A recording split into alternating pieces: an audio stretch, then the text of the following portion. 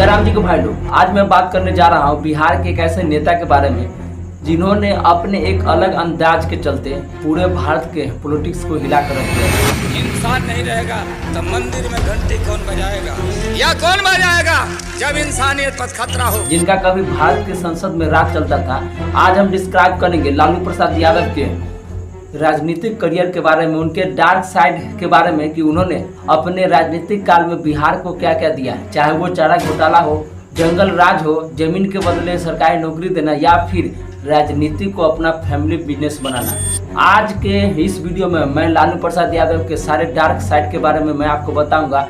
खारा चालक चिट्ठा आज मैं इस वीडियो में खोल कर रख दूंगा। अगर आप ये वीडियो लास्ट तक देखते हो आपको पूरा बात समझ में आ जाएगा।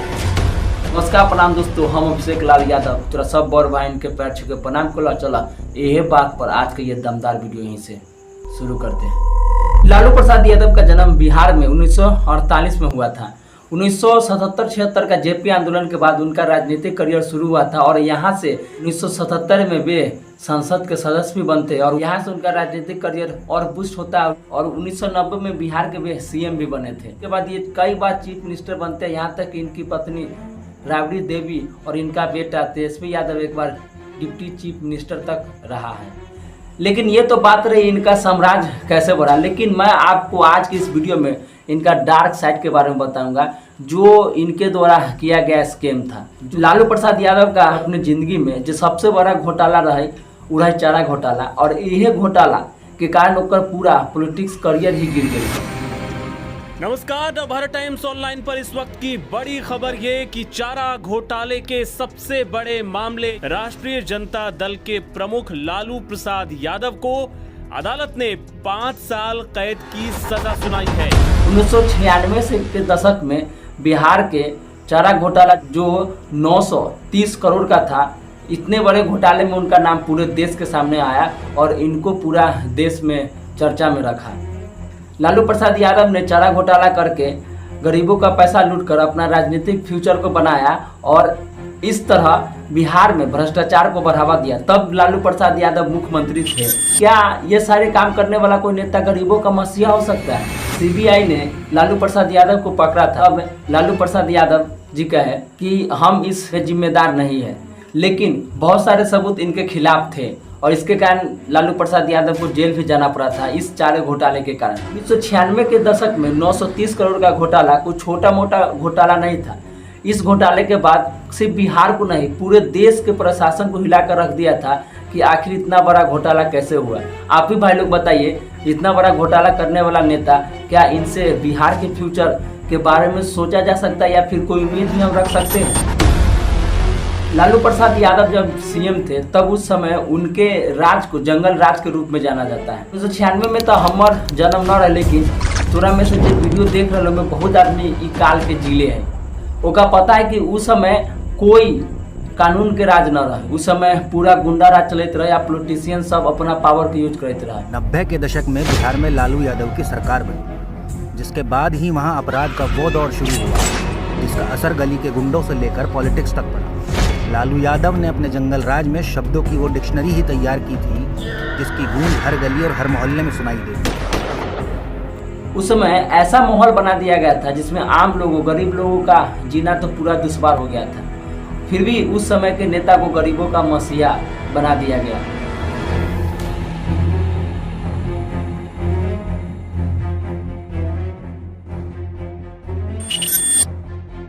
उस समय बिहार के गांव और शहर में क्राइम जैसे लूट, किडनैपिंग, हत्या ये सब आम बातें हो गई थी। जहां बिहार को भविष्य के साथ आगे लेकर जाना चाहिए था, लेकिन उस समय बिहार को और पीछे धकेल दिया गया।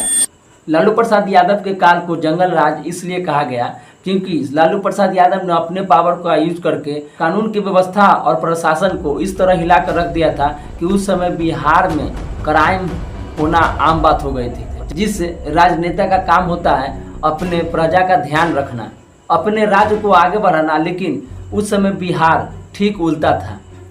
उस समय प्रशासन व्यवस्था पूरी खराब हो चुकी थी। राजनेता जिनको गरीबों का मदद करना चाहिए वो उनको लूट रहे थे। क्या ये गरीबों का नेता हो सकता है? क्या इनसे कभी भी बिहार आगे चल पाएगा? लालू प्रसाद यादव का करप्शन सिर्फ लालू प्रसाद यादव तक ही सीमित नहीं था। करप्शन जो आज लोगों के सामने आया है जमीन के बदले नौकरी देने का, ये भी करप्शन के बारे में आप जानते ही होंगे। इसमें क्या किया जाता था कि गरीबों का जमीन लेकर उनको उसके बदले सरकारी नौकरी दी जाती थी। लालू के बेटे तेजस्वी यादव और तेज प्रताप यादव भी इस घोटाले में शामिल थे। ला से लालू के व से वंश मतलब तेजस्वी और तेज प्रताप भी आज उसी के नक्शे कदम पर चल रहे हैं। ये भी जनता को झांसा देकर उनका श से शोषण करने का श से षड्यंत्र प्रचलित है। ये घोटाला तब हुआ था जब लालू प्रसाद यादव रेलवे मिनिस्टर थे और इस घोटाले के बाद उनके पूरे परिवार पर जमीन हड़पने का आरोप भी लगा था। यह घोटाला साबित करता है कि सिर्फ लालू प्रसाद यादव ही नहीं, उनके परिवार के हर एक सदस्य स्कैम से जुड़ा हुआ है। जो परिवार खुद घोटालों में फंसा पड़ा है, क्या उनके हाथों में बिहार का भविष्य सुरक्षित होगा? क्या वे कभी भी बिहार के फ्यूचर के बारे में सोच पाएंगे और बिहार को आगे लेकर जा पाएंगे? भाई लोग, जमीन के बदले नौकरी देना, गरीबों का शोषण करना और इसमें अपने फैमिली तक को जोड़ देना, ये उनकी लेगेसी पर एक काला धब्बा है। इसके अलावा लालू प्रसाद यादव हमेशा अपने बेढंगे और बिना मतलब के भाषण के लिए हमेशा चर्चा में रहे। स्मार्ट सिटी बनाएंगे। लालू को स्मार्ट सिटी नहीं चाहिए, स्मार्ट गांव चाहिए, स्मार्ट गांव चाहिए। लागल लागल झुलनिया में धक्का बोलम कलकत्ता का कपड़ा पहन के भागा ब्लाउज फरवा कर। हमने कहा कि जब तबला बजेगा धीम धीम तो एक आदमी पर बैठेगा तीन तीन, बैठ के चाहते रहते हम लोग। हाँ, ये बात सही है कि बिहार के आम जनता के उनकर भाषण पसंद में अवैध रहे, लेकिन एक एहो बड़ा कारण है कि उस समय बिहार के अधिकांश जनसंख्या अनपढ़े रहे। आइयो अगर तू देखबे तो 6-7 साल में ग्रेजुएशन बिहार में हो, बहुत ऐसा लड़का है जो ग्रेजुएशन कला के बाद ओकरा ABCD तक ना हो। तू अगल बगल में चीज के सर्च करके देखिए, बहुत ऐसा लड़का तोरा जगह पढ़े वाला हो जरा ABCD तक ना होते, ओकरा कोई भी भाषण दे देवी तो ओकरा खाली जोर से आवाज, जितना कस के हम बोलबो उतना तोरा कान में घुसतो। तोरा ही मैटर ना करो कि हम तोरा कौन कौन फैक्ट बता रहे हो। अभी भी बहुत आदमी होते जो वीडियो छोड़े ला तैयार होते, क्या ओकर निमन बात समझे में ना आते। इहे में लालू प्रसाद यादव अपन ऐसा भाषण देते रहे जो लोग के मन में खाली एगो हंसी के भावना उभरत रहे। भाषण कहे के मतलब हम तोरा ज्ञान दे रहे हो कि जे राजनीति में कि अपना देश में चल रहे। भाषण के मतलब कोई चुटकुलाकरण न हो। उस समय के लालू प्रसाद यादव के भाषण पूरा देश के विश्व के पटल पर छवि खराब करते रहे और हुनकरे दिल है कि आज बिहार के अनपढ़ समझल जाए। जब कोई नेता अपने क्षेत्र से चुनकर जाता है तो उस नेता के रहन सहन या फिर उस नेता के बोली से पूरे राज्य को समझा जाता है, उस पूरे क्षेत्र को समझा जाता है। उस समय लालू प्रसाद यादव ने एक भाषण दिया था कि उनके पास गोबर से सोना निकालने का फॉर्मूला है। ये एक बयान उनके पूरा इमेज को खराब करके रख दिया और पूरा बिहारियों का इमेज भी खराब किया था उस समय। लेकिन क्या ये एक सीरियस लीडर का यही लक्षण होता है जो भाषण देते समय वो कोई भी शब्द का यूज करे?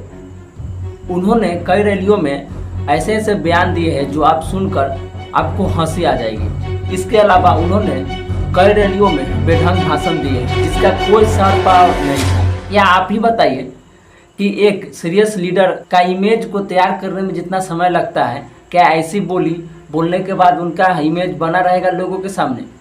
जबकि उन्हें ध्यान देना चाहिए कि उनके एक से पूरा बिहार का इमेज खराब होता है या फिर बिगड़ता है, और वे इसी तरह का बेढंग भाषण देकर बिहार के इमेज को हमेशा खराब करते रहे। भाई लोग, एक नेशनल लीडर के रूप में उनका भाषण सीरियस होना चाहिए था, लेकिन कई भाषणों में वो ऐसे ऐसे बात बोल देते हैं जिनके कारण उनका रूप एक कॉमेडियन का रूप हो जाता है। उनके भाषण पर लोग समझने के बजाय हंसने लगते हैं। क्या आप ही बताइए कि एक नेशनल लीडर का ऐसा रूप, ऐसा इमेज क्या बिहार को कभी भी भारत या विश्व के पटल पर इज्जत दिला पाएगा? क्या ये देश का एक नेशनल आइडियल नेता का कोई इमेज बनाते हैं? लालू प्रसाद यादव के 9 बाल बच्चे हैं, जिनमें से 7 बेटियां और 2 बेटे हैं, तेजस्वी यादव और तेज प्रताप यादव।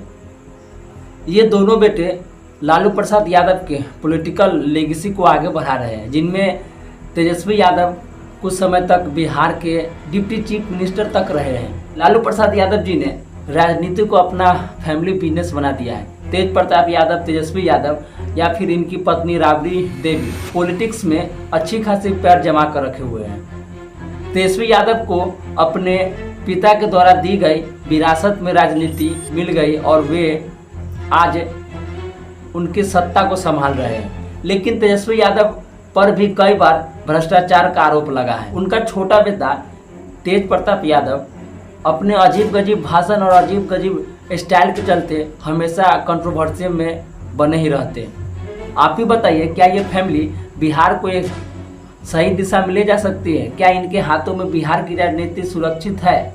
लालू का राजनीति को अपनी फैमिली बिजनेस बनाना, अपने अनपढ़ बेटे को राजनीतिक में उतारना, ये सब अलग बात है। ये सब मुद्दा बिहार को डेवलपमेंट में एक बड़ा सवाल बताती है। क्या ये सभी लोग मिलकर बिहार के प्रगति के रास्ते पर क्या कभी ले पाएंगे? आप ही भाई लोग समझिए कि जो राजनीति को सिर्फ एक बिजनेस की नज़र में देखा है, जे राजनीति एला न कर रहे कि उ जनता के ओकरा आगे बढ़ावे ले, उ राजनीति के एला कर रहे कि हमर फैमिली बिजनेस हमेशा चलत रहो। क्या कि सब जाने तेजस्वी यादव कोई नेता बने वाला न रहे, उ रहे क्रिकेटर बनेला। क्रिकेट अगर ओकरा से छूट गए तो समझ ले कि पापा के फैमिली बिजनेस हमर है वह में आ जाइले। एकर कोई क्वालिफिकेशन वास्तव में न है कि राजनीति में आवेला तोरा पढ़ल लिखल होए के चाही, लेकिन राजनीति में आवे के लिए तोरा अपन मेहनत जरूर जरूरी है। तो भाई लोग, ये था लालू प्रसाद यादव का सफर, जिसमें उन्होंने भ्रष्टाचार, खराब सरकार, खराब प्रशासन व्यवस्था, राजनीति को अपनी फैमिली बिजनेस बनाने के बाद भी उन्होंने देश और बिहार से अपना समर्थन मांगा। उन्होंने अपने आप को गरीबों का मसीहा बताया। उन्होंने यादवों को अपना नेता बताया और सेकुलरिज्म को साथ लेकर, अपना हरा झंडा लेकर मुसलमानों को भी अपने साथ कर दिया और इन सभी मुद्दों को लेकर वे बिहार से समर्थन मांगते हैं।